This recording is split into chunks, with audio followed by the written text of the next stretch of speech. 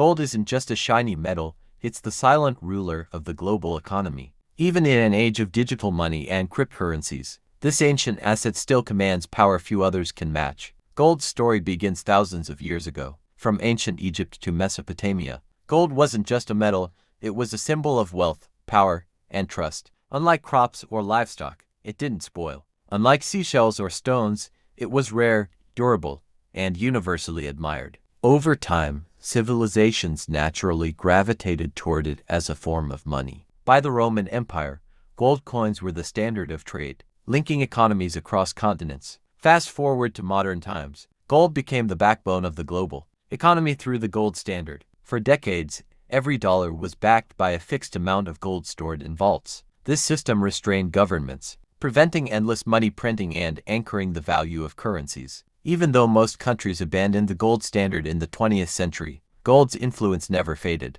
So why does gold still matter today? First, it's a safe haven. When markets crash or currencies lose value, investors flock to gold like a financial life jacket. During the 2008 global crisis, gold prices surged while stock markets collapsed. The same happens whenever inflation spikes or political uncertainty rises. Second, gold is a store of value. Unlike paper money, which governments can print at will, gold is scarce and costly to mine. This scarcity ensures its purchasing power remains strong over time. Centuries-old gold still holds value today. Third, gold is borderless and universal. A bar of gold in New York has the same value in Tokyo, London, or Dubai.